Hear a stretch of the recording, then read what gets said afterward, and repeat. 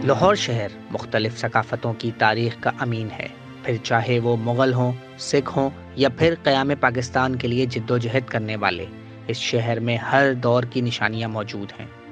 मगर क़याम पाकिस्तान से पहले ये शहर अपने पहलवानों, उनके डेरों और दुश्मनदारियों के लिए भी जाना जाता था। और इन्हीं दुश्मनदारियों की कहानियों का एक किरदार अमीर बालाच टीपू ट्रकावाला था। डेरेदारी की और चौधराहट की जो जंग है ना, वो लाहौर में तो क़याम पाकिस्तान से पहले की चल रही है। गामा पहलवान, रुस्तम जवां, रुस्तम हिंद, इस दौर के जो नथु पहलवान थे तो बाकायदा पहलवानी करते थे। लेकिन पहलवानी के साथ साथ जो पहलवानों को शौक़ होता है ना, वही होता है कि हमारी डेरेदारी भी कायम हो।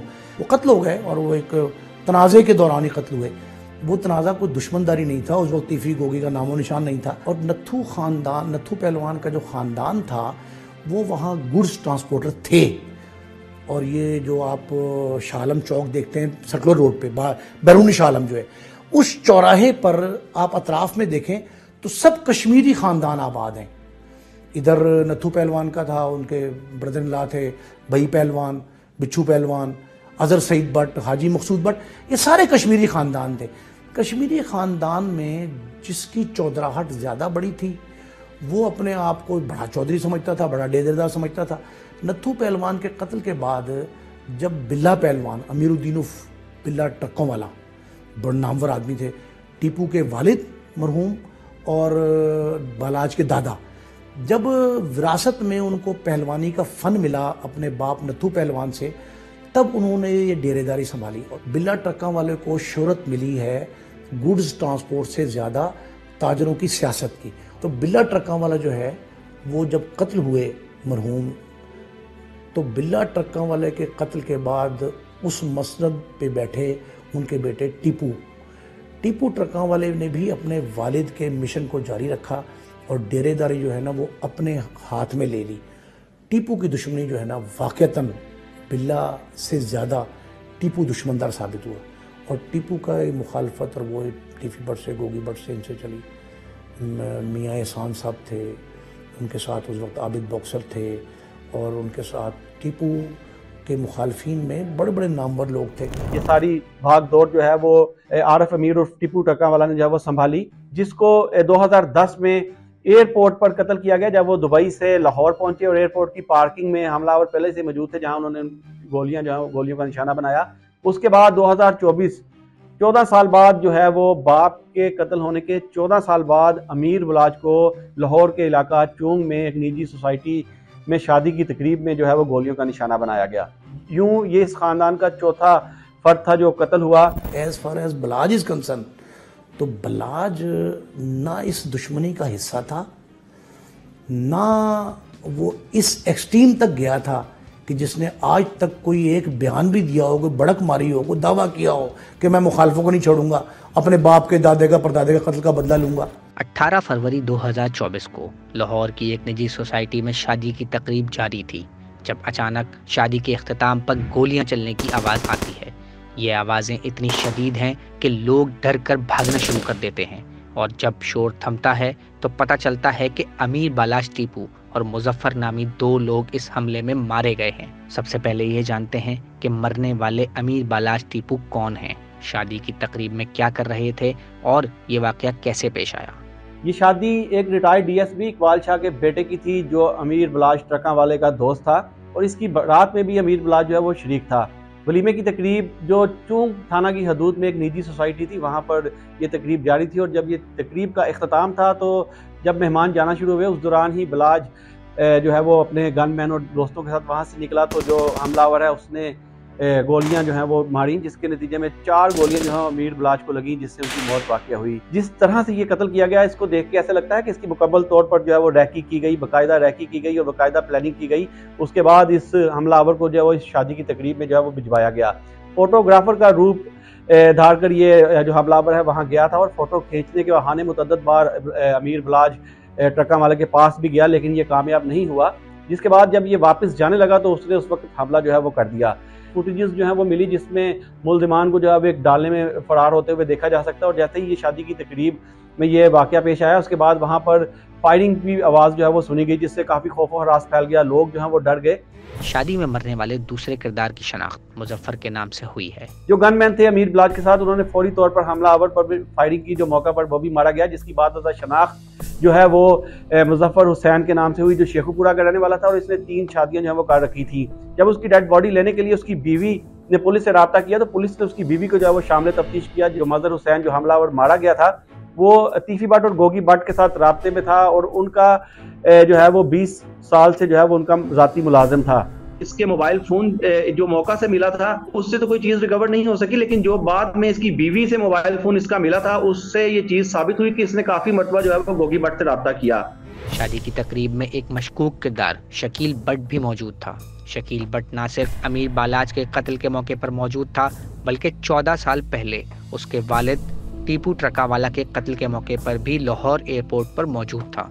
शकील भट्ट जो है वो गुलशन इकबाल थाना में तैनात है, अभी भी वो अपनी ड्यूटी पर मौजूद है। बताया ये जा रहा है कि 2010 में जब टीपू ट्रका वाले को एयरपोर्ट में जो है वो गोलियों का निशाना बनाया गया था, तो उस वक्त भी शकील भट्ट जो है वो मौका पर मौजूद था। और जब बलाज का कत्ल हुआ तो उस वक्त भी शकील भट्ट जो है वो मौका पर मौजूद था।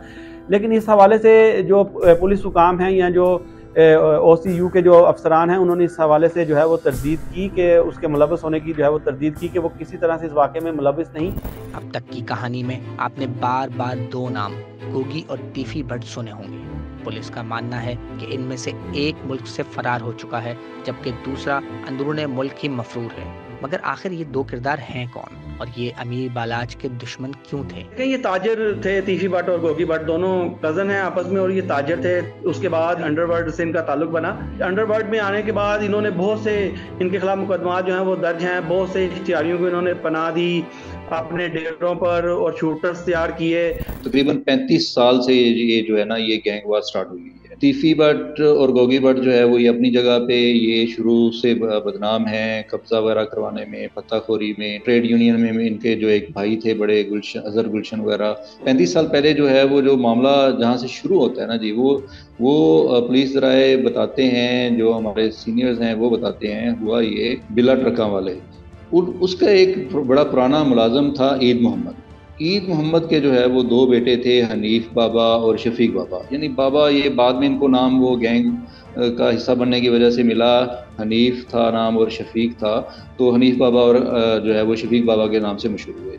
ये जब इनके पास आए तो जब देखा कि ये बंदे काम के हैं, तो सिक्योरिटी गार्ड के तौर पे भी ये रहे। मीनवाइल होता ये है कि एक इंसिडेंट हो जाता है, कोई मर्डर का इंसिडेंट हो जाता है, उसमें जो है वो बिल्ला ट्रका वाला के जो है वो उसके बेटे का जो टीपू ट्रका वाला है उसका नाम आ जाता है।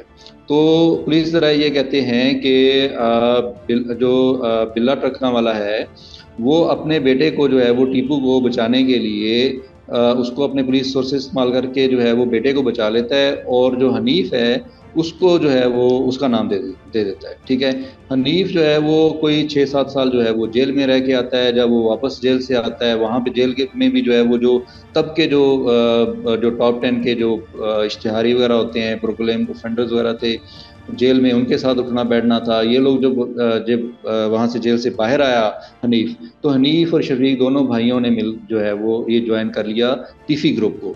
तीफी ग्रुप को जो है ज्वाइन किया, तो फिर ये है कि इन्होंने प्लान किया कि हमने इनसे बदला लेना। ये बात मशहूर हो गई कि जी नीफ और बाबा जो है वो मुखबरी करते रहे पहलवान की। पहलवान बहुत मशहूर आदमी था, तो उन्होंने जब निकले थे वो, तो उन्होंने कहा था हम इसको अब मज़ा चखाएंगे कि हम मुखबर थे या इसके दोस्त थे। तो वो मुखालिफ होकर चले गए। फिर उन्होंने पहले अरशद अमीन के कत्ल में मुलव्विस रहे, और 2-3 भोला सुनहरा शामिल हो गया, फिर वसीम टिपना शामिल हुआ, फिर बाला बैंता वाला, टुंडा, ये सारे लोग जो थे ना ये इस दुश्मनी का हिस्सा बने। और नीफा और बाबा जो है वो बाकायदा उजरती कातिल के तौर पर। कहते हैं ना, हमें तो अपनों ने लूटा, गैरों में कहाँ दम था। जी हाँ, इस कहानी में भी कुछ ऐसा ही हुआ है, जिसमें मुबैना तौर पर अमीर बालाज का इंतहाई करीबी दोस्त एहसन शाह उसके कत्ल में मुबैना तौर पर मुलव्विस था। मगर आखिर एक सीधा साधा नौजवान जो अपने बाप दादा की दुश्मनी की राह को छोड़ चुका था, इस दुश्मनी की भेंट क्यों चढ़ गया?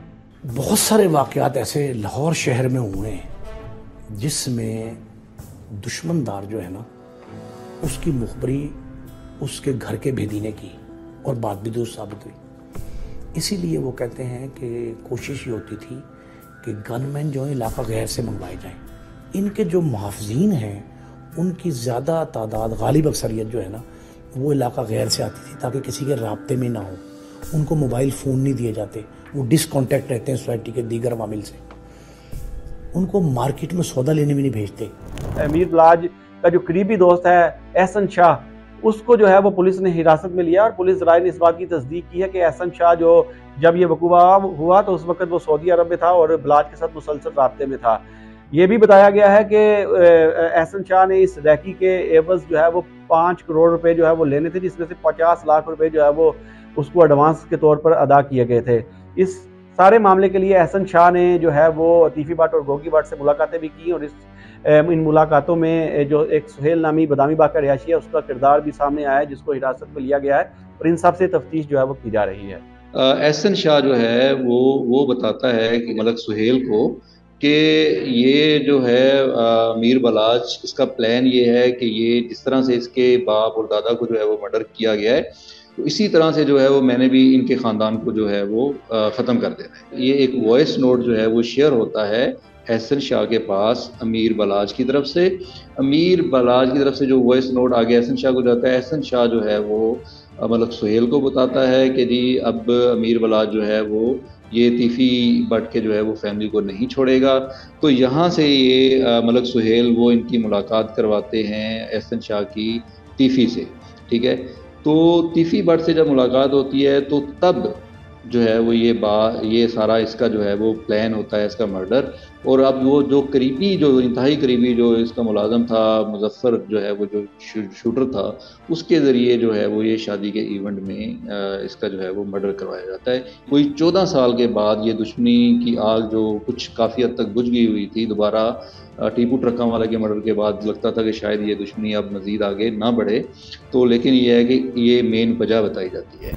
गैंग वॉर, कब्जा माफिया की बात हो और सियासतदानों का नाम ना आए, ये तो मुमकिन ही नहीं। और लाहौर के इस गैंग वॉर के पीछे भी सियासी पुष्टपनाही के निशान पाए गए हैं। सियासी पुष्टपनाही देखें दो तरफा है। सियासी जमातें हमारी बाज ऐसी हैं जिनकी ज़रूरत है कि उनके साथ बाअसर शख्सियात हों। आप उन्हें बदमाश कह लें, आप उन्हें डेरेदार कह लें, आप उन्हें थानेदार कह लें, जो मर्ज़ी कह लें, नाम जो मर्ज़ी दें, गुंडा कह लें, लेकिन बाज़ जमातें ऐसी हैं जिनकी ज़रूरत होती है कि ये लोग उनके साथ मिलें। लेकिन इन लोगों को भी शेल्टर की ज़रूरत है। जिन लोगों ने ज़िंदगी गुजारनी है इस लाइन में, वो ये चाहते हैं कि हमें कोई शेल्टर मिले, और शेल्टर वो चाहते हैं इक़्तिदार का। देखें, जो तीफी भट्ट और जो है वो गोगी भट्ट है, उनका हमेशा से जो है वो कनेक्शन जो है ना वो PMLN के साथ जो है वो बताया जाता है। ये गवाल मंडी के रहने वाले हैं, जहाँ से जो है वो मियाँ नवाज शरीफ फैमिली भी वहीं से है। तो इस वजह से जो है वो इनका जो है वो आपस में कनेक्शन ये बताया जाता है कि ये ज़्यादा करीब हैं PMLN के लोगों के साथ। यहाँ पे जो है वो काफ़ी लोग जो हैं वो इस तरह के ग्रुप्स हैं जिसमें जो है वो बहुत ज़्यादा बदनाम हैं। खोखर ग्रुप भी है, बाकी लोग भी जो है वो ये जो अपनी कब्ज़े के जो काम हैं वो इसी तरह के जो है वो गैंग के लोगों से जो है वो अपने काम लेते हैं। सियासी हुक्मरान ही नहीं, पुलिस ने भी बहती गंगा में खूब हाथ धोया है और इन दुश्मनदारियों को ख़त्म करने के बजाय इनको बढ़ाने और दूर बैठकर तमाशा देखने में अहम किरदार अदा किया है। कि इस दुश्मनी को फ़रोग़ देने में, इसको बढ़ाने में, इसको मज़ीद शिद्दत से आशना करने में ना बहुत बड़ा रोल पुलिस वालों का है। बाज़ पुलिस वाले ऐसे थे जिन लोगों का बाकायदा ये कारोबार था कि वो एक तरफ इनको कुछ आग कहते थे, इनको भड़काते थे, दूसरी तरफ मुखालफिन के पास जाके उनको भड़काते थे, ताकि इस जंग में, इस लड़ाई में, इस ग्रुप बंदी में शिद्दत आती रहे। शिद्दत आने का फ़ायदा क्या था? जितने मुकदमात दर्ज होंगे उन पुलिस वालों को फ़ायदा था। जितने मुतारिब होंगे ये लोग, जितने एक दूसरे के दूर जाएंगे, जितना तफरीक पैदा होगी, उतना उनको फ़ायदा पहुँचेगा। तो वो पुलिस वाले जो थे ना, वो ये एक रूटीन FIR जो है ना, अब ये भी दुश्मनदार जो हैं वो उसी पुराने तफ्तीशियों को बुलाते हैं, यार FIR लिखा दे, कत्ल हो तब भी, ज़ख्मी हो तब भी, अटैक हो तब भी, ना हो। अब देखें ना, अब तो अगर खुदा ना खास्ता किसी की जेब तराशी भी हो जाए एक ग्रुप के किसी बंदे की, तो अपने मुखालिफ पे जेब तराशी का इल्ज़ाम लगा देगा। किसी की जूती चोरी मस्जिद से हो, ले कोई जी गया हो, ए जी ले गया हो, और तफ्तीशी जो है ना वो कहेगा यार उन्हीं पर पर्चा कराओ, उन्हीं ने ज्योति तुम्हारी चोरी की है, अगर नहीं की तो कार्रवाई ज़रूर है। आप ये देखें कि मुकदमात में 302 के मौके का मुलज़म किसी मुखालिफ को नहीं लगाया जाता था, हमेशा जो है ना वो अबेटमेंट का, एयानत जुर्म का 109 ताज़ीरात पाकिस्तान की दफ़ा 109 के तहत नामजद करते थे उन बंदों को। अब भी वही रूटीन चली आ रही है। जो बिल्ला ट्रकों वाले के कत्ल से बल्लाज के कत्ल तक जितनी FIR हैं उनमें दफ़ा 109 का इंदराज जरूर किया गया है। अगर दुश्मन को इतना ही यकीन है कि फलां ने ही मारा है तो बराह रास्त नामजद कर देते कि भाई हमने देखा है खुद ये। फिर FIR भी कनकॉटेड होती है, जो मुद्दई बनाया जाता है वो खुद मौके पे मौजूद ही नहीं है, उससे तो आपने FIR। अब ये पुलिस वाले जो मशवरा देते हैं और कुछ कानूनदान वकील भी मखसूस हैं, इनके जो कानूनदान है वो मखसूस कानूनदान है, वो उनको बुलाते हैं, उनसे कहते हैं ये वो थानेदार के साथ बैठ के एक FIR ड्राफ्ट करते हैं। वही पुराना तरीका जो बिल्ला ट्रकों वाले के कत्ल में FIR दर्ज हुई थी और आज की FIR डिट्टो वही है, कोई फ़र्क नहीं। इसी वजह से ये रकाबत, ये दुश्मनी आज तक ख़त्म नहीं हुई और हर रोज़ बढ़ने की वजह भी यही है कि हम बेसरोपा किस्म का मुकदमा दर्ज कराते हैं। मज़ीद न्यूज़ अपडेट्स और डिजिटल स्टोरीज के लिए सब्सक्राइब करें डॉन न्यूज़ पाकिस्तान।